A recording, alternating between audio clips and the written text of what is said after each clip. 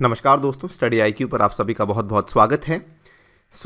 जैसा कि आपको मालूम होगा कि हम लोग एक क्रैश कोर्स रन कर रहे हैं और ये क्रैश कोर्स आने वाले यूपीएससी सीएससी मेंस के एग्जामिनेशन के लिए है, जो कि जनवरी के महीने में रखा जाएगा।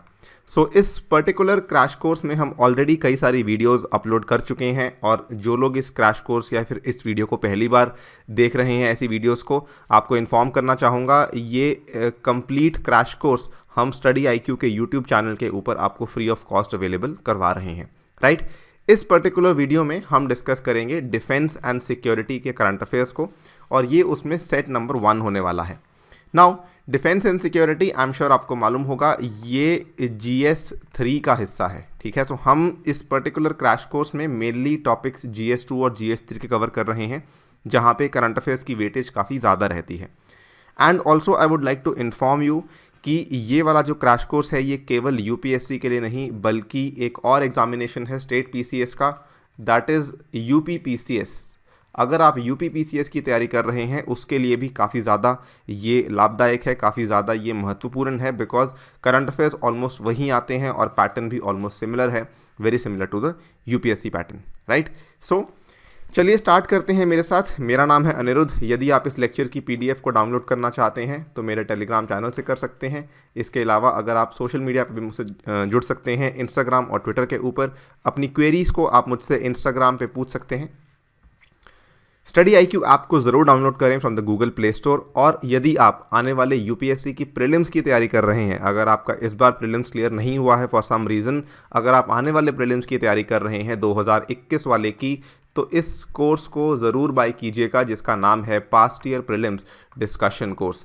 इस कोर्स में हमने पिछले 10 साल के पेपर्स को डिस्कस किया है, जिसका काफ़ी फ़ायदा हो सकता है आपको। किसी भी टेस्ट सीरीज से बेटर है ये, बिकॉज इसमें हम पिछले साल के पेपर्स को डिस्कस कर रहे हैं, राइट। ऑल राइट, स्टार्ट करते हैं। और इस पर्टिकुलर वीडियो में हम आपके साथ कवर करेंगे ये वाली 4 न्यूज़, जिसमें सबसे पहली न्यूज़ होने वाली है 5G and cyber security.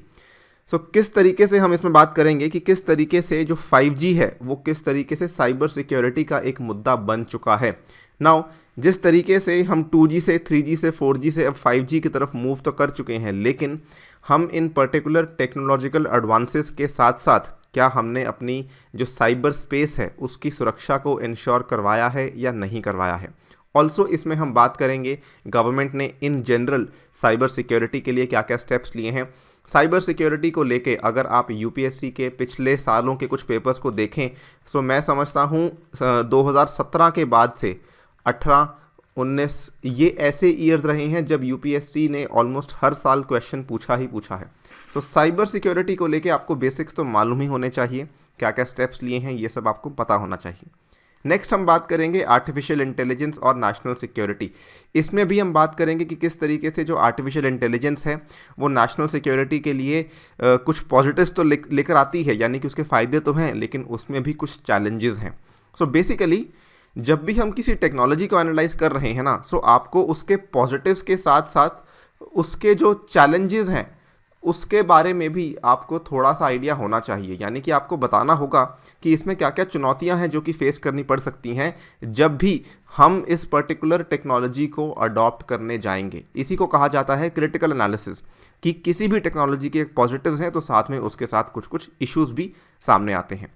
Third topic जो कि फेक न्यूज़ का है, इसको लेके सेपरेटली क्वेश्चन आने के चांसेस बहुत ही कम है फेक न्यूज़ को लेके, लेकिन इसको जो ये फेक न्यूज़ का टॉपिक है इसको ध्यान रखिएगा, आप हमेशा ही इस्तेमाल कर सकते हैं एस्से में। एस्से के आधार के लिए, एस्से के लिए मैं समझता हूँ बहुत ही इंपॉर्टेंट, बहुत ही रेलिवेंट टॉपिक है और इसको आप लाइटली नहीं ले सकते हैं। फाइनल टॉपिक है पर्सनल डेटा प्रोटेक्शन बिल का, जो 2019 में इंट्रोड्यूस जो 2019 का बिल है, इंट्रोड्यूस करवाया गया था इसको, लेकिन अभी भी ये कानून नहीं बना है। बहुत लंबे समय से इसको लेके चर्चा चल रही है। इसको लेके सवाल डेफिनेटली आ सकता है, सेपरेट क्वेश्चन इसको लेके आ सकता है कि इसके क्या क्या प्रावधान हैं, लेकिन इसमें भी कुछ कुछ चुनौतियां हैं, इसमें भी कुछ कुछ चैलेंजेस हैं जिसको कि अभी तक लोगों ने नहीं एक्सेप्ट किया है, जिसकी वजह से ये वाला प्रॉपरली अभी तक एक्ट नहीं बना है। इसको लेके सेपरेट क्वेश्चन आने के पूरे चांसेस हैं। स्टार्ट करेंगे और ड्यूरिंग द टॉपिक्स हम आपको बताएंगे कि किस तरीके से क्वेश्चंस आ सकते हैं, किस तरीके से आपको आंसर राइटिंग करनी है and so on. Let us begin with the first topic, 5G and cyber security. आप देख सकते हैं जुलाई की ये खबर, और ये जो 5G वाली खबर है ना, ये ऐसा है कि पूरा साल चर्चा में रहती है। और इस साल तो 5G वाली जो खबर थी वो आपको मालूम होगा मेनली चाइना के संदर्भ में चर्चा में रही है। चाइना की दो कॉरपोरेशंस हैं, एक तो आई एम श्योर आपको मालूम होगा जिसका नाम है हुआवी, और दूसरी कॉरपोरेशन जिसका नाम है ZTE। नाउ इसको लेके यूएस पहली कंट्री थी जो कि इन दोनों कंपनीज को लेके बहुत ज़्यादा सतर्क हो चुकी थी। उनको ये लग रहा था कि हुआवी और ZTE उनके लिए नेशनल सिक्योरिटी के थ्रेट्स बन चुके हैं, बिकॉज कहीं ना कहीं ये वाली जो कंपनीज हैं ये चाइनीज़ गवर्नमेंट के लिए काम करती हैं, ये इंडिपेंडेंटली काम नहीं करती। उनको इनफैक्ट ये भी था कि ये दोनों ही कंपनीज स्पाइंग भी कर रही हैं, यानी कि जासूसी में भी इनका हाथ है, और ये डायरेक्टली डेटा हमारे यूज़र से लेकर के अपनी गवर्नमेंट को प्रोवाइड कर रही हैं। और यूएस इसमें अकेली नहीं थी। इसके बाद अगर आप देखें यूएस के बाद कई सारी कंट्रीज़ जो कि हुआवी और ZTE को बैन करने की लाइन में लग चुकी थी, उसमें आती हैं उसके बाद यूके आती है, यूके के बाद इवन स्वीडन आती है। इन दोनों के लिए सेपरेट वीडियोस हमने बना रखी हैं, स्टडी IQ पे आप जाके देख सकते हैं। इनफैक्ट यूके और स्वीडन के बाद आई थिंक स्वीडन के पहले और यूके के बाद ऑस्ट्रेलिया आता है। Sweden was the latest country जिसने बैन किया था, इसको आप जाके थोड़ा चेक कर सकते हैं। बट हाँ, UK, Sweden, Australia, I am sure कि इन्होंने हुआवी और ZTE के ऊपर बैन लगाया था। सिमिलरली इटली, इन्होंने भी बैन लगाया था। सिमिलरली अगर आप देखें एक बहुत ही खास दोस्त चाइना का सिंगापुर, इन्होंने भी हुआवी के ऊपर बैन लगा दिया था कि हम हुआवी को यहाँ पे, अच्छा सिंगापुर ने हुआवी के ऊपर बैन नहीं लगाया, इन्होंने बेसिकली ये कहा कि हम हुआवी को टेंडर नहीं देने वाले हैं, हम टेंडर किसी और कंपनी को देने वाले हैं। सो इसमें ये वाला जो सिलसिला था हुआवी और ZTE वाला, ये ऑलमोस्ट पूरा साल चर्चा में रहा था, ठीक है। और इसी के चलते ये वाली जो न्यूज़ है, ये वाली जो करंट अफेयर्स हैं, ये उतनी ही रेलिवेंट बन जाती हैं कि असल में इसको लेके मुद्दे क्या क्या आते हैं। अगर तो हम पर्टिकुलरली यूएस और इसका बात करें चाइना की, तो इसमें तो रीज़न काफ़ी सिंपल थे। इसमें सिंपल रीज़न ये थे कि यूएस को ये लग रहा है कि हुआवी टेक्नोलॉजीज़ जो हैं, it is an inner system जो कि सर्वेलेंस को एनेबल करता है और साइबर एस्पियोनाज को एनेबल करता है, यानी कि ये एक तरीके से जासूसी में मिले हुए हैं, जुड़े हुए हैं चाइनीज़ गवर्नमेंट और चाइनीज़ कंपनीज जो कि सर्वेलेंस कर रही है यूएस के सिटीजन्स के ऊपर। इनके जो एग्जैक्ट प्रिसाइज एलिगेशंस थे, आरोप थे, वो ये थे कि both Huawei and ZTE have close ties to the Chinese Communist Party, कि ये दोनों ही चाइनीज़ की जो एक लौती पार्टी है चाइना में फंक्शन करने वाली चाइनीज़ कम्युनिस्ट पार्टी, उसके साथ बहुत ही नज़दीकी संबंध हैं इनके। उसके बाद इन्होंने ये भी कहा कि both the companies are broadly subject to Chinese law obligating them to cooperate with the country's intelligence service, कि जो कंट्री की इंटेलिजेंस सर्विस है उनके साथ भी इनको कोऑपरेट करना पड़ता है ना चाहते हुए भी, क्योंकि ऐसा चाइनीज़ कानून कहता है। और इनके ऊपर आरोप ये भी था कि ये चाइनीज़ गवर्नमेंट के लिए स्पाई कर रहे हैं, और ये बहुत सारा डेटा है जो कि फॉरेन सिटीजन्स का चाइनीज़ गवर्नमेंट के साथ शेयर कर रहे हैं। सो ये तो प्रिसाइज रीजंस थे जो कि इन कंपनीज़ को बैन करने के लिए दिए गए थे। अगर हम एक बड़े रूप से बात करें कि इन सब चीज़ों की प्रॉब्लम्स क्या आती हैं, तो उसको अब समझते हैं। अब आपका जो आपको क्वेश्चन आएगा ना, क्वेश्चन कुछ इस तरीके से आएगा कि the emerging cyber security is a bigger challenge, मतलब कि इस तरीके से सवाल आएगा कि जो आने वाली साइबर स्पेस है, जो आने वाली साइबर सिक्योरिटी है, वो असल में अपने साथ फ़ायदों के साथ साथ जो चैलेंजेस है वो ज़्यादा ला रही है। सो वहाँ पर आपको उस तरीके से उसको अप्रोच करना होगा, ठीक है। सो सबसे पहले तो आपको साइबर सिक्योरिटी की परिभाषा मालूम होनी चाहिए, ठीक है। जब भी आप ऐसा कोई क्वेश्चन एनकाउंटर करते हैं तो शुरुआत में आपको साइबर सिक्योरिटी के बारे में बताना होगा, उसको परिभाषित करना होगा बहुत ही कम शब्दों में। और यहाँ पे आपको साइबर सिक्योरिटी और साइबर स्पेस के बीच में डिफरेंस भी मालूम होना चाहिए। कई सारे बच्चे इसमें डिफरेंस नहीं बता पाते हैं कि what is cyber space, what is cyber security, ये डिफरेंस आपको मालूम होना चाहिए। देन सेकेंडली फिर आप बताएंगे कि 5G और साइबर सिक्योरिटी के जो चैलेंजेस हैं उनकी ज़रूरत असल में क्यों पड़ती है। यहाँ पर ये वाला जो हम बात कर रहे हैं कि वाई की बात कर रहे हैं कि why do we need to secure the 5G and the cyber, कि why cyber security is important, ठीक है। वो ये वाले रीज़न आएंगे एंड देन हम बात करेंगे कि 5G और साइबर सिक्योरिटी में चैलेंजेस क्या क्या आते हैं, ठीक है। सो एक बहुत ही प्रॉपर आपका पैटर्न होना चाहिए, बहुत ही प्रॉपर आपका सीक्वेंस होना चाहिए, जिस तरीके से आपके जो साइबर सिक्योरिटी के क्वेश्चन आंसर्स हैं आपको उनको अप्रोच करना है। क्वेश्चन मैं गारंटी देके कहता हूँ कि कोई ना कोई क्वेश्चन साइबर स्पेस का, साइबर सिक्योरिटी का डेफिनेटली पूछा जाएगा। Don't take this topic lightly, ठीक है।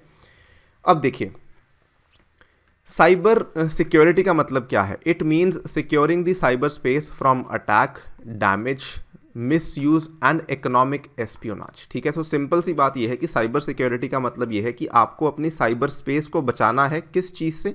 किसी भी तरह के हमले से, किसी भी तरह के डैमेज से, किसी भी तरह के मिसयूज से, गलत इस्तेमाल से, किसी भी तरह के इकोनॉमिक एस्पियोनाज से, किसी भी तरह के आर्थिक जासूसी से। सो ये साइबर सिक्योरिटी का मतलब है। और इसमें हमने लेकिन एक बहुत ही टेक्निकल वर्ड यूज़ कर लिया इस डेफिनेशन को देते समय, that is cyber space. Cyber space का मतलब क्या है? ये एक ग्लोबल डोमेन है within the information environment consisting of interdependent infrastructure such as internet, telecom networks, computer systems वगैरह वगैरह। सो साइबर स्पेस बेसिकली एक ऐसा स्पेस है, आप इसको कैसे समझ सकते हैं? आप इसको समझ सकते हैं आप जिस तरीके से इकोलॉजी को डिफाइन करते हैं। इकोलॉजी को आप डिफाइन किस तरीके से करते हैं कि इकोलॉजी में क्या क्या है? इकोलॉजी में इंसान है, मनुष्य है, इकोलॉजी में एनिमल्स हैं, इकोलॉजी में साथ में हवा है, पानी है, राइट? ये सब चीज़ें जब को एग्जिस्ट करती हैं तो हम इसको एक इकोलॉजिकल स्पेस बोलते हैं, राइट? उसी तरीके से साइबर स्पेस में क्या क्या चीज़ें हैं और क्या क्या चीज़ें आपस में इंटरेक्ट कर रही हैं। तो साइबर स्पेस में आपका कंप्यूटर है, आपका लैपटॉप है, आपका मोबाइल फ़ोन है, राइट? और साथ में ये सभी चीज़ें आपस में इंटरकनेक्ट किस तरीके से करती हैं? ये कनेक्ट करती हैं इंटरनेट के थ्रू। ठीक है, इंटरनेट कहाँ से आता है? या तो इंटरनेट वाईफाई से आता है या फिर इंटरनेट आपके मोबाइल सर्विस प्रोवाइडर से आता है, यानी कि आपके पास जियो है, एयरटेल है, वोडाफोन है या कोई भी है। या फिर जो कंप्यूटर सिस्टम्स हैं ये भी आपस में नेटवर्किंग करते हैं। सो बेसिकली साइबर स्पेस एक ऐसी डोमेन है within the information environment, ठीक है, जिसके अंदर ऐसी कुछ चीज़ें हैं विच इंक्लूड्स मोबाइल्स, स्मार्टफोन्स वगैरह वगैरह, जो कि आपस में इंटरनेट और टेलीकॉम नेटवर्क से जुड़ी हुई हैं। इतना सिंपल सा इसका मतलब है। नाउ आप सभी को मालूम है कि इसके फ़ायदे क्या क्या हैं। इसका आई थिंक हम इसका जिक्र ना भी करें तो आप इसको लिख पाएंगे कि साइबर सिक्योरिटी या साइबर स्पेस है, it offers a lot of advantages, because इसके थ्रू आप अपने दोस्तों से बातचीत कर सकते हैं, फैमिली से कनेक्ट कर सकते हैं। अगर आप कहीं दूर बैठे हैं आप वीडियो कॉल कर सकते हैं, आप बैंकिंग कर सकते हैं, आप पैसा एक जगह से दूसरी जगह एक सिंगल क्लिक से भेज सकते हैं, आप खाना ऑर्डर कर सकते हैं, आप कपड़े ऑर्डर कर सकते हैं, अमेजॉन फ्लिपकार्ट से सामान ऑर्डर कर सकते हैं। सो बेसिकली आपका जो वे ऑफ लिविंग है, आपका जो स्टैंडर्ड ऑफ लिविंग है, उस सभी को आसान करना, उस सभी को बेहतर बनाना, वहाँ पे साइबर स्पेस का एक बहुत ही बड़ा योगदान है, राइट? लेकिन साइबर स्पेस को प्रोटेक्ट करना भी अपने आप में बहुत ही इंपॉर्टेंट है। उसके कारण आपके सामने है। सबसे जो रीज़न नंबर 1 है वो ये है, डिसेंट्रलाइज सिक्योरिटी नीड्स। जो आज का अगर आप देखें, जो भी सबसे बड़ी जितना भी आपका आज का टेलीकॉम इंफ्रास्ट्रक्चर है, ठीक है, 5G's dynamic software based systems have far more traffic routing points as compare to pre 5G networks. ये थोड़ा सा कॉम्प्लेक्स है। देखिए होता क्या है कि 5G का मतलब क्या है? 5G का मतलब ये है कि आपकी जो मोबाइल पे स्पीड आने वाली है ना, बहुत ही ज़्यादा है। लेकिन उस स्पीड को इंश्योर करने के लिए असल में क्या होता है कि वो आपस में जो मोबाइल फ़ोन्स कनेक्ट होते हैं, जो आपस में मोबाइल फ़ोन्स इंटरनेट के साथ कनेक्ट होता है, सो यहाँ पर जो ट्रैफिक राउटिंग के पॉइंट्स हैं वो इतने ज़्यादा हैं कि जिसके चलते डेटा के लीक होने की संभावना बहुत ज़्यादा है। ठीक है, कि फॉर एग्जांपल इसमें क्या होता है, आप इसको बहुत ही सिंपल तरीके से ऐसे समझ सकते हैं। लेट अस से ये आपका मोबाइल फ़ोन है, ठीक है, और ये एक बड़ा सर्वर है जहाँ से आपका मोबाइल फ़ोन इंटरनेट से जुड़ा हुआ है। इसको जुड़े होने का रास्ता ये है। मान लीजिए इस रास्ते में कोई तकलीफ़ आ गई, सो इस चीज़ को इंश्योर करने के लिए कि ये जो मोबाइल फ़ोन है इसमें इंटरनेट आता रहे, एक और रास्ता बना हुआ है। मान लीजिए इसमें दिक्कत आ गई तो एक और रास्ता बना हुआ है। ये मल्टीपल रास्ते बनाए गए हैं। नाउ ऑब्वियसली अगर आप इस चीज़ को वैसे देखेंगे, अगर आप अपने आप को एक मोबाइल फ़ोन यूज़र की तरह देख रहे हैं तो आपको लगेगा कि ठीक है, अच्छी चीज़ है कि मेरी सहूलियत के लिए मल्टीपल रास्ते बनाए गए हैं। लेकिन अगर आप इसको सिक्योरिटी पॉइंट ऑफ व्यू से देखेंगे तो ये है कि मान लीजिए कोई हैक कर रहा है आपके मोबाइल फ़ोन को, तो आप चाहेंगे कि कम से कम रास्ते हों, ताकि अगर हम एक रास्ते को बंद कर दें तो वहाँ पे आपके मोबाइल फ़ोन को हैक करने की पॉसिबिलिटी ख़त्म हो जाए। सो हर चीज़ का फ़ायदे के साथ साथ नुकसान भी आते हैं। सो सिक्योरिटी नीड्स जैसे जैसे डिसेंट्रलाइज की जा रही हैं, जैसे जैसे विकेंद्रीकृत की जा रही हैं, वैसे वैसे जो ट्रैफिक राउटिंग के पॉइंट्स हैं वो बढ़ रहे हैं, लेकिन इसके चलते जो रिस्क है वो भी बढ़ रहा है। सेकेंडली, क्रिटिकल इंफ्रास्ट्रक्चर की प्रोटेक्शन। देखिए ये चीज़ क्या है कि अब आगे जाके क्या होगा, अब 5G इतना ज़्यादा आ चुका है। अभी तो 5G क्या है, आपके मोबाइल फ़ोन्स हैं, आपके कंप्यूटर्स हैं, आपका नेटवर्क्स हैं, इन सब से जुड़ा हुआ है। लेकिन आगे जाके सरकार भी डिजिटल इंडिया की तरफ काफ़ी तेज़ी से बढ़ रही है। इसके चलते जो हमारा क्रिटिकल इंफ्रास्ट्रक्चर है, हमारी जो रेलवे नेटवर्क्स हैं, जो हमारा क्रिटिकल इंफ्रास्ट्रक्चर है, हमारे जो बैंकिंग नेटवर्क्स हैं, हमारे जो न्यूक्लियर पावर प्लांट्स हैं, ये सभी 5G के माध्यम से जुड़े होंगे। और अगर हमें अपनी देश की सिक्योरिटी को बचाना है, अगर हमें इंश्योर करना है कि हमारा जो देश है वो सही तरीके से चल रहा है, तो हमें अपने क्रिटिकल इंफ्रास्ट्रक्चर को प्रोटेक्ट करना बहुत ही इंपॉर्टेंट है। और इस क्रिटिकल इंफ्रास्ट्रक्चर को प्रोटेक्ट हम तभी कर पाएंगे अगर हम 5G के ऊपर अच्छे से रेगुलेशन कर पाएंगे। So this is the second need कि क्रिटिकल इंफ्रास्ट्रक्चर की प्रोटेक्शन करना एक सेकेंड कारण है जिसकी वजह से 5G को प्रोटेक्ट करना यहाँ पे बहुत ही इंपॉर्टेंट है। Third thing is many IoT devices are manufactured with the lack of security. IoT क्या है? Internet of things. I am sure आपने कुछ ऐसी गाड़ियां देखी होंगी, आजकल बहुत ऐसी एडवर्टाइजमेंट्स आती हैं कि आप अपने घर से बैठ के अपनी गाड़ी को ऑन कर सकते हैं, अपनी गाड़ी को ऑफ कर सकते हैं, गाड़ी का AC ऑन कर सकते हैं, ठीक है, गाड़ी की ऑटो पार्किंग आती है। ये सब चीज़ें क्या हैं? ये बेसिकली इंटरनेट ऑफ थिंग्स हैं। IoT बेसिकली होता है इंटरनेट ऑफ थिंग्स। ऐसी डिवाइसेस बहुत तेज़ी से मैन्युफैक्चर हो रही हैं, लेकिन प्रॉब्लम इज़ कि इनमें सिक्योरिटी नहीं है। और द थिंग इज़ कि ये सभी की सभी IoT डिवाइसेस बेसिकली 5G के ऊपर ही काम करती हैं। So billions of devices with varied security means billions of possible breach points, thus increasing overall vulnerability of the system. So again, जो पॉइंट हमने आपको पहले पॉइंट में बताया था, वही रीज़न आपको सेकंड यहाँ पे समझना है कि जितने ज़्यादा आपके राउटिंग पॉइंट्स होंगे उतने ज़्यादा असल में ब्रीचिंग पॉइंट्स बन जाते हैं, ठीक है, कि जितने रास्ते बनाए जाएंगे इस पर्टिकुलर नेटवर्क को जोड़ने के लिए, असल में हर एक रास्ता एक वल्नरेबिलिटी का पॉइंट भी बन चुका है। इसी के चलते यहाँ पर हम ये कह सकते हैं कि ये 3-4 कारण हैं जो आप देख सकते हैं कि these are the reasons why 5G is a concern for cyber security. अगर हम बात करते हैं कि आप इसको और भी तरीके से समझ सकते हैं कि 5G के चलते साइबर सिक्योरिटी के जो रिस्क्स हैं वो किस किस तरीके में देखने को मिल सकते हैं, तो ये थोड़ा सा डेप्थ में है, आप इसको इग्नोर भी कर सकते हैं, लेकिन ये बताने का तरीका है कि हाँ, ऐसी बहुत सारी चीज़ें पॉसिबल हैं।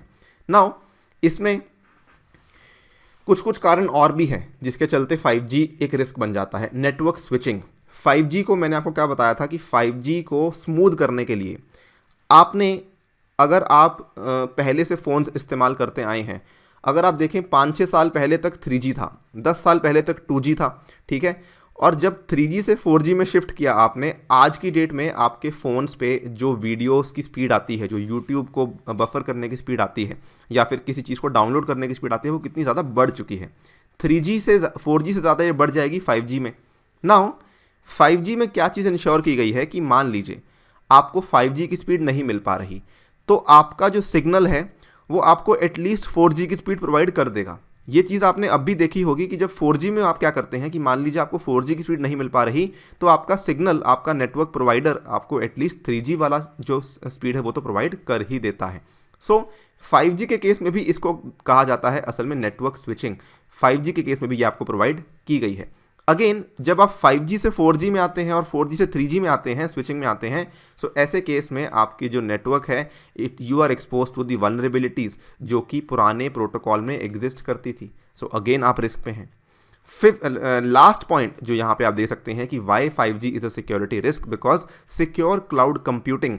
आप देखिए क्लाउड आज की डेट में क्या हो रहा है, आप 5 साल पहले और आज देखिए, 5 साल पहले क्या था कि आप अपने फ़ोन में MP3 सॉन्ग्स को स्टोर करते थे, लेकिन आज क्या है, आप MP3 सॉन्ग्स को स्टोर नहीं करते हैं। आप सोचते हैं कि मैं YouTube से सुन लूँगा, या फिर और कई सारी ऐप्स आ गई हैं, आप सोचते हैं वहाँ से मैं सुन लूँगा। गाना.com करके ऐप है कोई, देन Spotify के नाम से ऐप है, आप सोचते हैं मैं यहाँ से सुन लूँगा। देन अगेन डॉक्यूमेंट्स को आप सोचते हैं कि मैं इसको गूगल ड्राइव पे स्टोर कर लेता हूँ नाउ। लेकिन क्या आपको ये चीज़ मालूम है कि जो ये क्लाउड कंप्यूटिंग के स्टोरेज चीज़ें हैं, क्या ये सिक्योर हैं? क्या आपने कभी इस चीज़ को कभी सोचा भी है कि क्या मेरा जो कंटेंट है, क्या ये सिर्फ मेरे पास ही है या फिर किसी और के पास भी जा रहा है? सो अगेन ये 5G इस चीज़ को और प्रमोट करेगा। आप ज़्यादातर अपना सामान जो है वो अपने क्लाउड पे ही डालने की कोशिश करेंगे, और आपको कंपनीज भी इस तरीके से लेयर करती हैं कि हम आपको एक्स्ट्रा स्पेस प्रोवाइड कर रहे हैं, आप सभी के सभी डॉक्यूमेंट्स को यहाँ पे स्टोर कर सकते हैं। सो ये चीज़ें, नो डाउट अबाउट दिस कि इससे आपका जो काम करने का तरीका है, काम करने का ढंग है, वो बेहतर हो चुका है, आसान हो चुका है। But never forget the fact कि इसके साथ साथ आपको रिस्क भी झेलने पड़ सकते हैं। तो ये कुछ 4-5 रीजंस हैं। देखिए, कुछ टेक्निकली चीज़ें आपको बतानी होंगी जब भी आप साइबर सिक्योरिटी के रिस्क की बात करेंगे। अगर आप नहीं बताते हैं, उस केस में आपका जो आंसर है वो बहुत ही एवरेज होगा। So you need to go slightly technical. इस चीज़ का प्लीज़ ध्यान रखिएगा।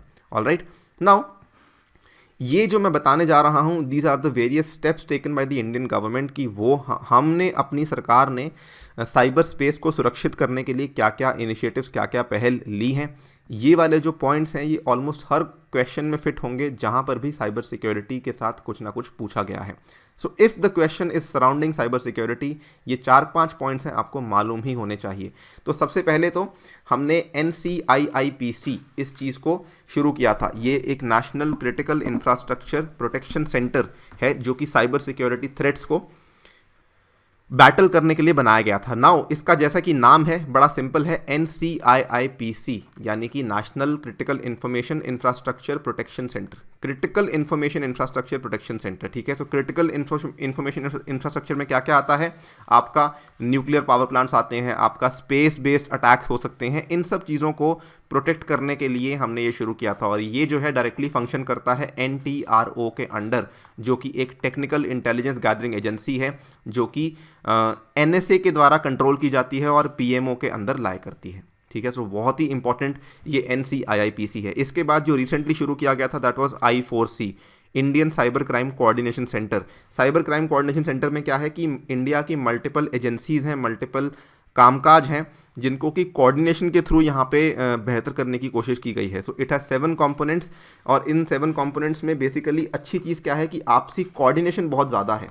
इसमें अगर आप ध्यान से देखें, there is the National Cyber Crime Threat Analytics Unit, National Cyber Crime Reporting Portal, then Platform for Joint Cyber Crime Investigation Team, National Cyber Crime Forensics Laboratory Ecosystem, National Cyber Crime Training Center, Cyber Crime Ecosystem Management Unit and Cyber Research and Innovation Center. So कई सारे जो aspects हैं उनको एक जगह पे लाने की कोशिश की गई है under the I4C। Then national cyber coordination centre, ये बेसिकली इंटरनेट ट्रैफिक को स्कैन करेगा जो कि भारत के अंदर आएगा और रियल टाइम सिचुएशनल अवेयरनेस देगा। मान लीजिए कोई बड़ा हैक होने वाला है, मान लीजिए कोई बड़ा थ्रेट आने वाला है, तो national cyber coordination centre basically आपसी जितनी भी एजेंसीज हैं उनको एक तरीके से अलर्ट करेगा कि जी ये होने वाला है, अपने सिस्टम्स को ऑफलाइन कर लीजिए या फिर अपने सिस्टम्स को किसी और सर्वर पे लेके चले जाइए।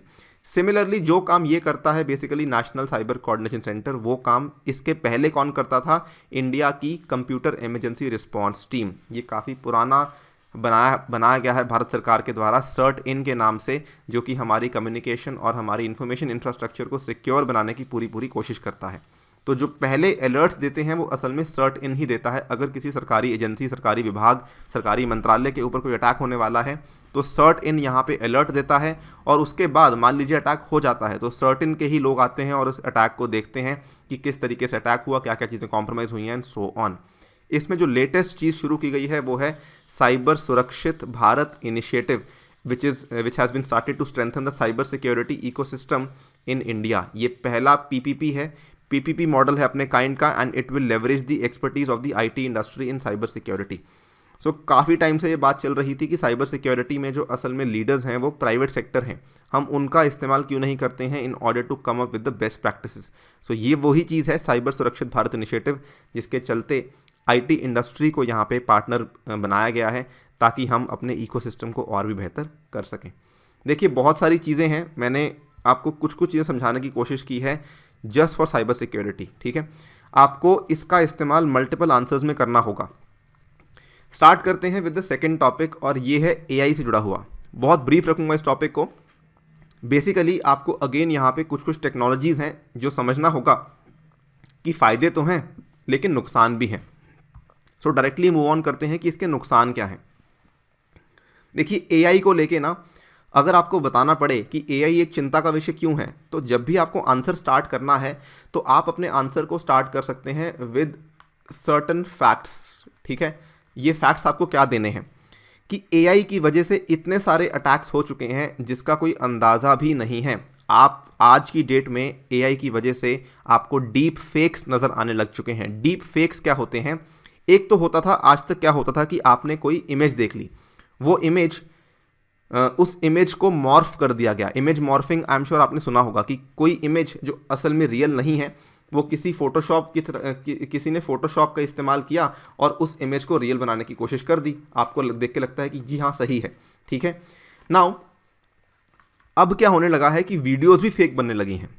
तो आपको लगता था कि इमेज तो फेक हो सकती है लेकिन वीडियो फेक नहीं हो सकती, लेकिन डीप फेक्स के केस में क्या है कि वीडियो भी फेक हो सकती है। ठीक है, ये केवल एक एग्जाम्पल है जहां पर आर्टिफिशियल इंटेलिजेंस का इस्तेमाल करते हुए किसी को बेवकूफ़ या किसी को पागल बनाने की कोशिश की जाती है, और ऐसे एग्जाम्पल्स सोशल मीडिया पे बहुत ही भारी मात्रा में देखने को मिल जाते हैं। जितनी कंट्री ज़्यादा डेवलप्ड है ना, यूएसए में, और अगर आप देखें और भी वेस्टर्न कंट्रीज़ में डीप फेक्स का ट्रेंड और भी ज़्यादा है। इंडिया में अभी तक डीप फेक्स की एंट्री उस पैमाने पे नहीं हुई है, लेकिन डीप फेक्स एक बहुत ही बड़ा यहाँ पे थ्रेट बन चुका है। नाउ इसके चलते बेसिकली ऐसे अटैक्स के चलते क्या क्या नेगेटिव इम्पैक्ट आ सकता है। सबसे पहले तो देखिए, ऑब्वियसली जो हमारा आर्टिफिशियल इंटेलिजेंस की वजह से क्या क्या चीज़ें हो सकती हैं उसको समझते हैं, इश्यूज़ क्या क्या हैं। सबसे पहले तो rise in frequency and cost of cyber security threats. AI enabled tools have the potential to increase the cyber security threats for a security system. बिल्कुल सही बात है कि अगर जो एआई इनेबल्ड टूल्स जितने ज़्यादा आप इस्तेमाल करेंगे, एआई के फ़ायदे हैं, हम उसके बारे में बात करेंगे कि फ़ायदे क्या क्या हैं, लेकिन उसके पहले चुनौतियों की बात कर लेते हैं। जितने ज़्यादा आप एआई इनेबल्ड टूल्स का इस्तेमाल करेंगे उतनी ज़्यादा पॉसिबिलिटी है कि आपके सिस्टम में एक साइबर सिक्योरिटी का थ्रेट हो सकता है, कि आपके सिस्टम में एक साइबर अटैक हो सकता है। एक बहुत ही सिंपल उदाहरण आपको समझाता हूँ। आपको कई बार लगा होगा, फॉर एग्जाम्पल आपने अपना फेसबुक ओपन किया और आपको कई बार लगा होगा कि इस चीज़ के बारे में मैं जस्ट सोच रहा था, या फिर जस्ट इस चीज़ की मैंने बात की थी और ये मेरी फीड में सामने आ चुका है। ठीक है, ये कैसे होता है? ये आर्टिफिशियल इंटेलिजेंस है। जो आपने सोचा, जो आपने जस्ट अभी किसी से बात की, आपके स्मार्टफोन ने सुन लिया और आपके सामने उसकी रिकमेंडेशंस पेश करनी शुरू कर दी। सो बेसिकली जितने ज़्यादा आपको लग रहा होगा कि बड़ा अच्छा चीज़ है कि मैंने सोचा और मेरे सामने आ गया, बट अगर आप सोचें कि ये कितनी डराने वाली चीज़ है कि आपने जस्ट किसी से बात की थी, आपने कहीं गूगल पे सर्च नहीं किया था, आपने कहीं किसी प्लेटफॉर्म पे इसके बारे में सर्च नहीं किया, तो आपके सामने किस तरीके से आ गई है। ये चीज़ें बहुत ही कॉमनली देखने को मिलती हैं। जितने ज़्यादा आपके जो टूल्स हैं वो एआई इनेबल्ड होंगे, असल में आपका जो सिस्टम है वो हैकिंग के लिए उतना ही ज़्यादा वल्नरेबल होगा। इसीलिए कई लोग अपने फ़ोन्स में कभी भी, and I am very very serious about this, अपने जीपीएस को ऑन ही नहीं करते। वो अपने फ़ोन का जीपीएस हमेशा बंद रखते हैं। इनफैक्ट कई सारे लोग ऐसे हैं जो कि स्मार्टफोन्स लेते भी हैं तो उसको कभी भी एक वाईफाई के साथ कनेक्ट नहीं करते, क्योंकि उनको लगता है कि वाईफाई एक पब्लिक नेटवर्क है। सो ऐसे कई सारी एक्टिविटीज़ हैं जो कि आपको देखने को मिल जाती हैं। नाउ सेकेंडली, एआई के साथ क्या है, हमने पिछले टॉपिक में बात की थी इंटरनेट ऑफ थिंग्स के बारे में, जिसमें हमने आपको बताया था कि इंटरनेट ऑफ थिंग्स की वजह से काफ़ी वल्नरेबिलिटीज़ बढ़ जाती हैं। जो आप अपने घर पे बैठ के गाड़ी को ऑन कर रहे हैं, गाड़ी को ऑफ कर रहे हैं, हो सकता है कि आपके गाड़ी के सिस्टम में कोई और हैक कर दे और आपकी गाड़ी को चुरा के ले जाए, राइट। सो ये चीज़ें भी पॉसिबल हैं। So growth of continuous real time connectivity, mobile platforms and internet of things has made the security landscape more complex. ये सभी चीज़ें एआई की वजह से हुई हैं। यानी कि जितनी भी चीज़ें, जितनी भी डिवाइसेस हैं वो इतनी कॉम्प्लेक्स हो चुकी हैं कि आपको ये समझ नहीं आएगा कि कार्य करने वाला कोई इंसान है या कोई मशीन है। और जब कोई मशीन है तो आपको ये समझ नहीं आएगा कि मैं आरोप किसके ऊपर लगाऊं। ठीक है, बिकॉज आर्टिफिशियल इंटेलिजेंस के पीछे जो काम कर रहे होते हैं, जो मशीन्स होती हैं, उसके पीछे साइबर हैकर्स होते हैं जो कि कभी भी आपके आसपास नहीं होते हैं। सो ऐसे केस में आप क्रिमिनल को आइडेंटिफाई भी नहीं कर पाएंगे। इसके बाद अगर आप देखें integration of AI into a product, ये मैं वही बात कर रहा था। इसमें क्या होता है कि एआई की वजह से बहुत बड़ा चैलेंज क्या आता है कि ये डायरेक्टली रिकग्नाइजेबल ही नहीं होता। क्यों? क्योंकि अब जैसे मैंने आपके साथ फ़ोन वाली बात करी कि आपके फ़ोन में आपने कुछ सर्च नहीं किया, आपने केवल किसी से बात की थी और आपके फ़ोन में वो चीज़ सामने आ गई। तो ऐसा कैसे हुआ? अब क्या आपको मालूम पड़ा कि आपके फ़ोन ने आपकी आवाज़ को सुना? आपको नहीं मालूम पड़ा, और आपको किसी ने बताया भी नहीं पहले कि आपका फ़ोन आपकी आवाज़ को सुन सकता है, राइट। आप तो सोचते थे कि मैं अपने फ़ोन में किसी से बात कर सकता हूँ, लेकिन आपका फ़ोन आपकी आवाज़ को सुन के आपको कुछ सुझाव दे रहा है, ये चीज़ आपको पहले किसी ने बताई ही नहीं, राइट। नाउ या फिर आपके फ़ोन की लोकेशन को इस्तेमाल करते हुए शायद कोई इंसान आपके ऊपर सर्वेलेंस रख रहा है आपकी जानकारी के बिना। ठीक है, सो ये चीज़ें क्या हैं कि ये हो इसीलिए रही हैं बिकॉज आपके फ़ोन के अंदर आर्टिफिशियल इंटेलिजेंस है।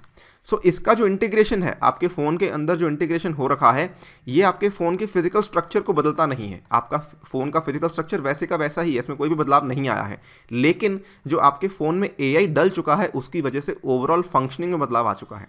सो ये बहुत बड़ी चिंता की बात है। अब मान लीजिए ये सेम चीज़ सरकार ने अपने किसी डिफेंस के प्रोडक्ट में एआई को इंटीग्रेट कर दिया। मान लीजिए हमारा कोई रॉकेट है, मान लीजिए हमारा कोई वो है मिसाइल है, उसमें हमने एआई को इंटीग्रेट कर दिया और एआई के थ्रू हमने जो इंटीग्रेट किया उसमें असल में सिग्नल कोई और दे रहा है, उसके बेसिस पे वो काम कर रही है। सो उस केस में हमारी ऐसी चीज़ें कॉम्प्रोमाइज़ हो सकती हैं। सो ये चैलेंजेस हैं जो कि एआई की वजह से सामने आते हैं कि इसको इंटीग्रेशन आपको नज़र भी नहीं आएगा और इसका इंटीग्रेशन हो चुका होगा। सिमिलरली इसकी जो हमने पहले बातें बताई कि सिक्योरिटी बहुत कॉम्प्लेक्स है, इसको पता करना बहुत कॉम्प्लेक्स है, इसके चलते एआई को आइडेंटिफाई करना ही अपने आप में बहुत बड़ी चुनौती है। नाउ ऐसा नहीं है कि एआई के फ़ायदे नहीं हैं, एआई के फ़ायदे भी हैं, उसके बारे में बात कर लेते हैं। तो यहाँ पे अगर आपको क्वेश्चन आता है कि एआई का नेशनल सिक्योरिटी के साथ क्या लेना देना है, तो आप यहाँ पे पहले तो बताएंगे कि एआई का नेशनल सिक्योरिटी का लेना देना इसलिए है बिकॉज रिसेंट टाइम में इसके ऊपर अटैक्स काफ़ी हुए हैं। एंड देन आप बता सकते हैं कि इसके फ़ायदे क्या क्या हैं जिनको हम अब डिस्कस करेंगे। एंड देन आप बता सकते हैं कि इसको लेके चैलेंजेस क्या क्या हैं। अगर फ़ायदों की बात करें तो फ़ायदे काफ़ी सिंपल हैं कि इसके वजह से आप काफ़ी सारे ऑटोनॉमस और सेमी ऑटोनॉमस सिस्टम्स तैयार कर सकते हैं। ऑब्वियसली कुछ ऐसे काम जहाँ पर इंसान को भेजना बहुत मुश्किल है, कुछ ऐसे पहाड़, कुछ ऐसे टेरेन्स जहाँ पे इंसान को भेजना मुश्किल है, जोग्राफिकल रीच करनी मुश्किल है, सड़क बनानी मुश्किल है, वहाँ पे आप आर्टिफिशियली इंटेलिजेंट रोबोट्स भेज सकते हैं, आर्टिफिशियल इंटेलिजेंस वाली मशीन्स को तैनात कर सकते हैं। सिमिलरली आपकी जो रियल टाइम इंटेलिजेंस है उसको आप बेहतर कर सकते हैं एआई की वजह से। जितना भी आपके पास बड़े भारी मात्रा में डेटा सेट्स अवेलेबल होते हैं, सो इन डेटा सेट्स के चलते आप उनकी एनालिसिस कर सकते हैं only with the help of AI. Then logistical ability को बढ़ाया जा सकता है। AI may have the future utility in the field of military logistics. For instance it can ensure continuous observation of border infrastructure and provide intelligence inputs with respect to need for repairs। तो अभी क्या होता है कि आप 24 hours पे वहाँ पे ह्यूमंस को तैनात करना मुश्किल है, उसमें कई सारी दिक्कतें आती हैं। मान लीजिए अब इंडो पाकिस्तान की बॉर्डर की बात करते हैं, कश्मीर वाले पार्ट की, तो वहाँ पे बर्फ़बारी बहुत होती है, तो हर टाइम पे लोगों को तैनात करना मुश्किल है। उस केस में आपके ड्रोन्स हैं, उस केस में आपके पास और कई सारी चीज़ें हैं जिनको आप वहाँ पर तैनात कर सकते हैं। यही नहीं, साइबर ऑपरेशंस हैं, replacing humans in dull, dangerous और डर्टी वर्क है। इन केसेस में भी आप यहाँ पे एआई का इस्तेमाल कर सकते हैं। जैसे आप यहाँ पे देख सकते हैं कि ये एक रोबोट है जो कि ये दिखा रहा है कि किस तरीके से घायल एक जवान को उठा के लाया जा रहा है। तो ये वाले काम करने के लिए अगर रोबोट ना होता तो आपका एक और जवान है जो कि ये काम करेगा।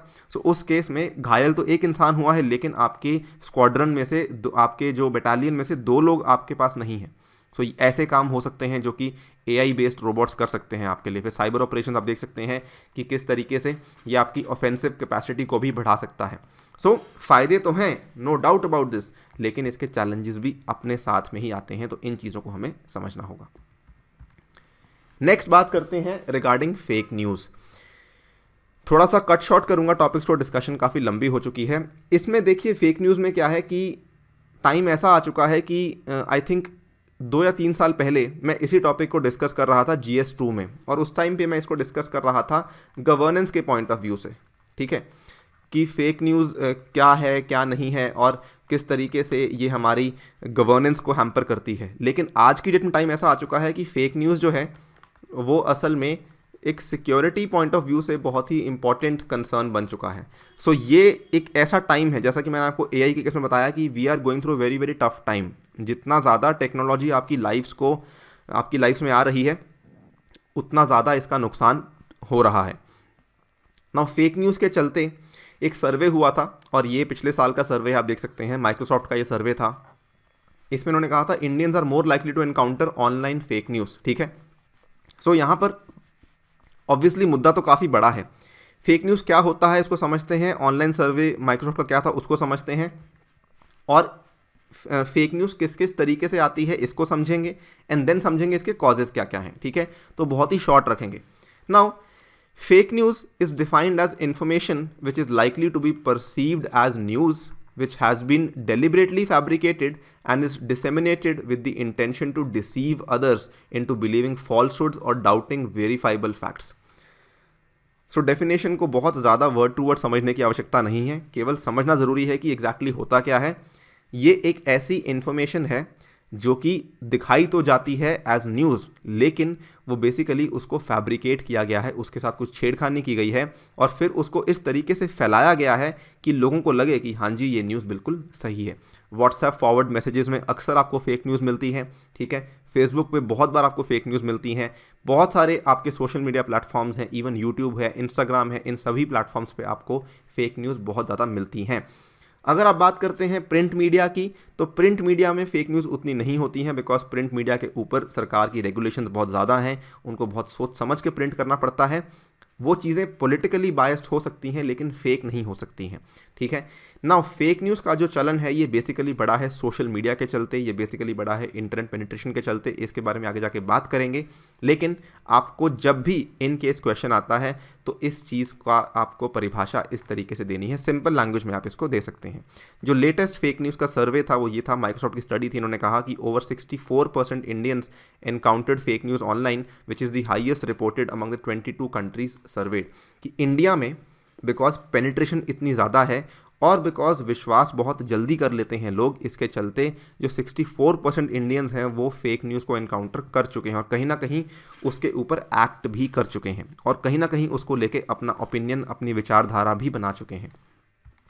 नाउ ये किस किस तरीके से फैलती है? बहुत ही कॉमन तरीके हैं। फॉल्स कनेक्शन होता क्या है कि हेडलाइन और विजुअल जो हैं वो कंटेंट को सपोर्ट नहीं करते, ऊपर कुछ और लिखा होता है, नीचे कुछ और लिखा होता है। फॉल्स कंटेक्स्ट कि कंटेंट नीचे सही है लेकिन कंटेक्स्ट गलत है, यानी कि जो इन्फॉर्मेशन आपको दी जा रही है वो तो सही है लेकिन उसका जो इंटरप्रिटेशन है, उसकी जो व्याख्या है वो गलत है।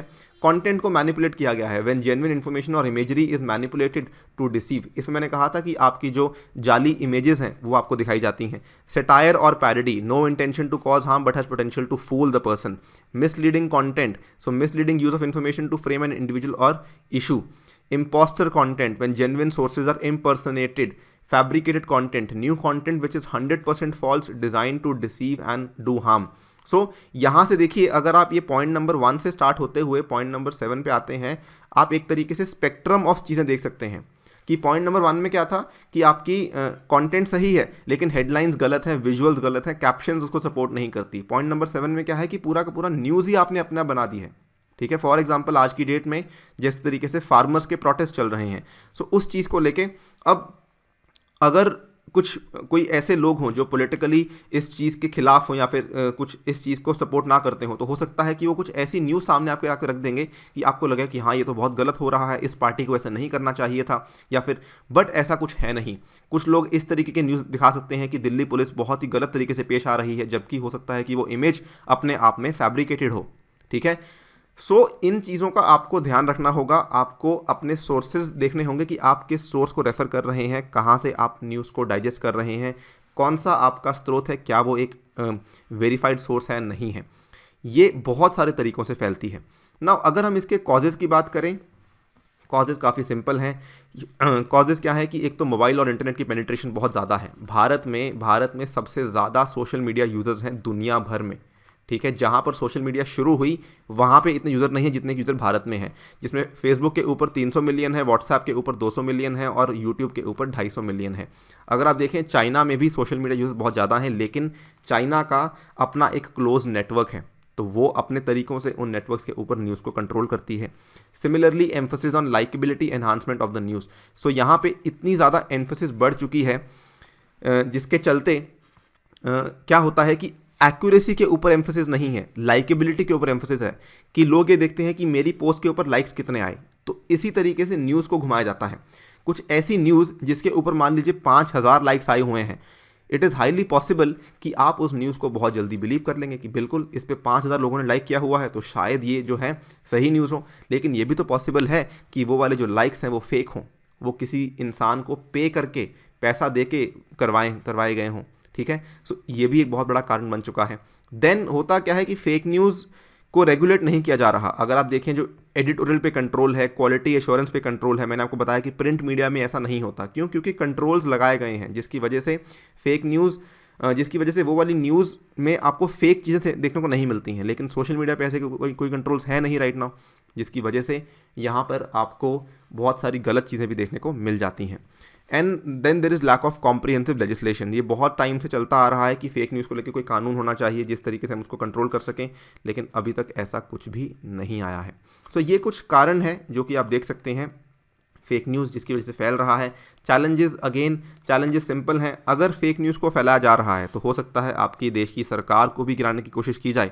In fact not only the government, आपकी डेमोक्रेसी को कमज़ोर बनाने की कोशिश की जाए, लोकतंत्र को कमज़ोर बनाने की कोशिश की जा सकती है।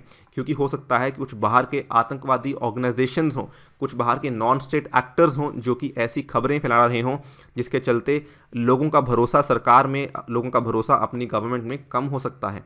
और ये आपकी चॉइसेस और बिहेवियर्स को भी अफेक्ट कर सकती है। व्हाट्सएप पे कोई फॉरवर्ड मैसेज आया, उसको पढ़ के आपको लगा कि अगर ऐसा है तो मैं आज से ये वाला प्रोडक्ट यूज़ नहीं करूँगा, या फिर अगर ऐसा है तो मैं आज से ये वाला प्रोडक्ट यूज़ करूँगा, तो ये आपके चॉइसेस को, आपके बिहेवियरल पैटर्न्स को भी अफेक्ट कर सकती है।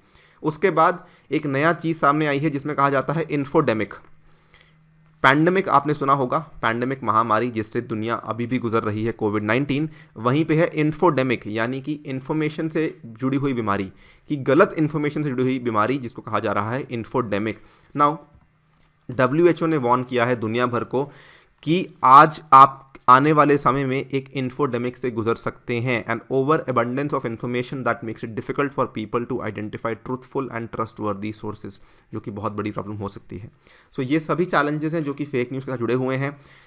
क्वेश्चन आने के चांसेस बहुत ही कम है फेक न्यूज़ के ऊपर। इसमें और भी चीज़ें हैं। देखिए, ये केवल ऐसा नहीं है, ये आपको हर लेवल पे इफेक्ट करता है। अगर आप देखें, ये पॉलिटिकल एंड एडमिनिस्ट्रेटिव तरीके से अफेक्ट कर रहा है, डेमोक्रेसी को अफेक्ट करता है। थ्रेट ऑफ इन्फोडेमिक, और ये अगर आप देखें अफेक्टिंग चॉइसेस एंड बिहेवियर, ये क्या है? ये एक तरीके से इंडिविजुअल्स को अफेक्ट कर रहा है, ये सोसाइटी को अफेक्ट कर रहा है। Spreading hatred and mistrust and give rise to various crimes, society को अफेक्ट कर रहा है। Violates the rights of the citizens, ठीक है, ये आपको पॉलिटिकली अफेक्ट कर रहा है, एडमिनिस्ट्रेटिव रूप से। Affecting the economy at large, अगर कुछ गलत तरीके की, मान लीजिए फॉर एग्जांपल अभी कुछ ऐसी न्यूज़ सामने आ जाए कि अगर आप ये वाला पशु खाते हैं तो ये बीमारी हो सकती है, ठीक है, पोल्ट्री में अगर आप ये खाते हैं तो बीमारी हो सकती है, सी फूड में ये खाते हैं तो बीमारी हो सकती है, तो हो सकता है कि इसकी वजह से कुछ भी उस सेक्टर को इम्पैक्ट आएगा, तो इकोनॉमिकली भी आपको इम्पैक्ट कर रहा है, ठीक है। Influences the main stream information dissemination mechanism, जो आपका एग्जिस्टिंग मैकेनिज्म है उसको भी इम्पैक्ट करता है। तो फेक न्यूज़ एक ऐसी चीज़ है जो किसी भी सेक्टर को इम्पैक्ट कर सकती है। आपको केवल अपने दिमाग को ओपन रखना है। हमेशा याद रखिए क्या क्या चीज़ें पॉसिबल हैं: technology, economy, politically, administratively, legally, socially. अगर आप इन चीज़ों को याद रखेंगे, इसके अलावा अगर आप यहाँ पे ये भी देख सकते हैं एनवायरमेंटली, ठीक है, ये 5-6 पॉइंट्स हैं। अगर आप इनको ध्यान रखेंगे तो इम्पैक्ट आप किसी भी चीज़ का नज़र दिखा सकते हैं कि ये सब चैलेंजेस हैं, ये सब पॉसिबिलिटीज़ हैं जहाँ जहाँ पे ये चीज़ें यहाँ पे आपको अफेक्ट कर सकती हैं। क्लियर है बात? नेक्स्ट और लास्ट टॉपिक की बात करते हैं। ये वाले बिल को लेके सेपरेट सवाल आने के बहुत ज़्यादा चांसेस हैं। The personal data protection bill 2019, तो इसको रिसेंटली इंट्रोड्यूस किया गया था लोकसभा में, हालांकि पास नहीं किया गया है। Personal data protection bill introduce in Lok Sabha, Prasad proposes sending it to the joint select committee, दिसंबर 2019 की ये खबर है। अभी तक इसको लेके कोई प्रोग्रेस नहीं हुआ है, बिकॉज जो डिबेट है वो असल में काफ़ी गहरी है regarding the personal data protection bill. मैं कुछ ब्रीफ पॉइंट्स के बारे में बात करूंगा। सबसे पहले तो फीचर्स क्या क्या हैं। सबसे पहले तो ये बिल डिफ़ाइन करता है कि पर्सनल डेटा क्या होता है, और केवल डिफ़ाइन ही नहीं करता, ये पर्सनल डेटा को उसके बाद कैटेगराइज भी करता है, तोड़ता भी है अलग अलग भागों में कि बहुत सारे टाइप्स ऑफ पर्सनल डेटा भी होता है, जैसे कि सेंसिटिव पर्सनल डेटा है, क्रिटिकल पर्सनल डेटा है, जनरल पर्सनल डेटा है, जिसके साथ आपको डील करना पड़ता है। नाउ उसके बाद इसने फिर आगे इन डेटास के एग्जाम्पल्स दिए हैं, वो आपके लिए रेलिवेंट नहीं है, ठीक है। सो पर्सनल डेटा क्या है कि एक कोई भी ऐसा डेटा जो कि एक इंडिविजुअल को आइडेंटिफाई कर सके, ये पर्सनल डेटा की कैटेगरी में फॉल करता है। नाउ ये बिल किस किस के ऊपर एप्लीकेबल होगा? The bill governs the processing of personal data by government, companies incorporated in India and foreign companies dealing with the personal data of individuals in India. तो ये बिल गवर्नमेंट को के साथ डील करता है, कंपनी के साथ डील करता है, भले वो विदेशी कंपनीज हो, भले वो स्वदेशी कंपनीज हो, लेकिन अगर वो भारत के इंडिविजुअल्स के पर्सनल डेटा के साथ डील कर रही हैं तो उनके साथ संबंध रखेगा। नाउ इसमें ऑब्लिगेशंस दी गई हैं of data fiduciary. Data fiduciary क्या है? एन एंटिटी और individual who collects and decides the means and purpose of processing personal data. जो भी एंटिटी है, ठीक है, जो भी कंपनी है जो आपके डेटा को कलेक्ट कर रही है, तो उसके ऊपर बहुत सारी ऑब्लिगेशंस रखी गई हैं। इसमें बहुत सारी चीज़ें दी गई हैं कि personal data can be processed only for specific clear and lawful purpose, ठीक है। देन इसमें एंडलेस चीज़ें हैं आप यहाँ पे देख सकते हैं कि इस जब ऑब्लिगेशंस ऑफ डेटा फिड्यूशरी के साथ में rights of the data principal, यानी कि जिस इंसान का डेटा लिया जा रहा है उसको भी अधिकार दिए गए हैं। सो जो ड्यूटीज़ हैं वो कंपनीज को दी गई हैं कि आपको क्या क्या करना होगा, और जो अधिकार हैं वो लोगों को दिए गए हैं। सो बेसिकली एक तरीके से आपको अपना डेटा प्रोटेक्ट करने का अधिकार ये वाला बिल देता है, अगर हम इसको संक्षेप में बात करना चाहें तो। Rights of the data principal क्या है कि obtain confirmation from the fiduciary on whether their personal data has been processed और नॉट, कि जब आपके पर्सनल डेटा को प्रोसेसिंग हो चुका है तो आपको फिड्यूशरी से कंफर्मेशन मिल जानी चाहिए। Restrict continuing disclosure of their personal data by a fiduciary if it is no longer necessary और कंसेंट इज विड्रॉन। मान लीजिए कोई कंपनी है, उसने आपसे आपका डेटा लिया, ठीक है, नाउ आपने कंसेंट दिया था तभी आपने डेटा दिया। कल को आपको लगता है कि जी नहीं, मेरा डेटा इस कंपनी के साथ सेफ नहीं है, तो आप उस कंपनी को जाके बोलें कि मेरे डेटा को आप डिलीट कर दें, ख़त्म कर दें, आपके पास नहीं होना चाहिए। तो वहाँ पर वो कंपनी बाध्य है ये करने के लिए कि आपका डेटा अपने पास नहीं रख सकती है और किसी और के साथ भी शेयर नहीं कर सकती है। Then it also includes the right to be forgotten, जो आपको मैंने ऑलरेडी बताया है। The bill allows processing of data by fiduciaries only if consent is provided by the individual. So काफ़ी सारे अधिकार हैं जो कि एक सिंगल इंडिविजुअल को दिए हुए हैं, राइट। इसके अलावा बात करते हैं तो एक अलग से अथॉरिटी भी बनाने की बात करी गई है। The bill sets up a data protection authority which may take steps to protect the interest of individuals, prevent misuse of personal data and ensure compliance with the bill. Sharing of non personal data with the government, ये इसमें दिया गया है कि the central government यहाँ पे non personal data को directly उठा सकती है, इसके लिए कोई प्रावधान नहीं दिया गया है, ठीक है। सो ये कुछ फीचर्स हैं जो कि यहाँ पे इस बिल को डिफाइन करते हैं, इस बिल के अंदर दिए गए हैं। लेकिन बिल का क्रिटिसिज्म बहुत हुआ है और इसी के चलते जो बिल है उसको एक कमेटी के पास भेज दिया गया है कि इसमें क्या क्या चेंजेस हैं उसको लाने होंगे, तब इस बिल को दोबारा से रीइंट्रोड्यूस किया जाएगा और तब शायद दोबारा से ये बिल पास होके एक्ट बन जाए। क्रिटिसिज्म में क्या क्या है? क्रिटिसिज्म में ये है कि ये जो बिल में पावर बहुत ज़्यादा दे रखी है गवर्नमेंट एजेंसी को, यानी कि कल को कोई गवर्नमेंट एजेंसी चाहे आपका डेटा लेना तो ले सकती है, उसमें कंसेंट की आवश्यकता नहीं है।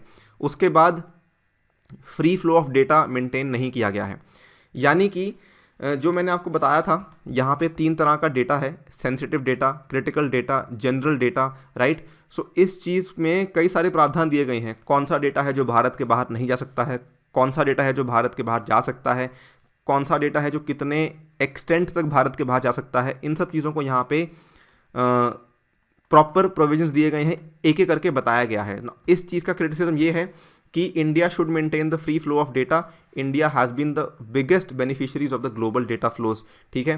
एंड जो सबसे बड़ा क्रिटिसिज्म वो ये है कि डेटा प्रोटेक्शन अथॉरिटी का जो कॉम्पोजिशन है it is dominated by the government.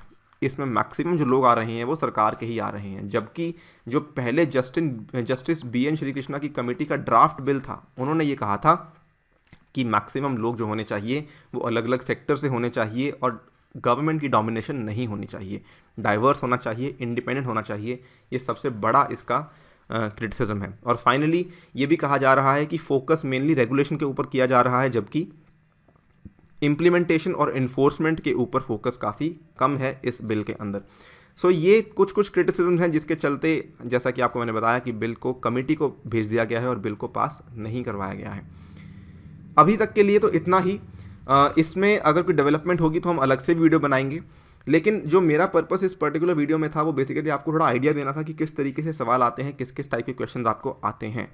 थोड़ा सा लंबा हो गया ये वीडियो, लेकिन आपको समझना होगा कि सिक्योरिटी में अगर आप कॉन्सेप्ट की टेक्निकलिटीज़ को नहीं समझा पा रहे हैं तो मार्क्स नहीं आते हैं। GS3 में बच्चे सिक्योरिटी को लाइटली लेते हैं, लेकिन एक स्कोरिंग टॉपिक है, प्रोवाइडेड आपके फंडामेंटल्स अगर क्लियर हैं उस केस में। फिलहाल के लिए इतना ही। I take your leave, thank you for listening. मिलते हैं अगली वीडियो में। Stay tuned and stay safe.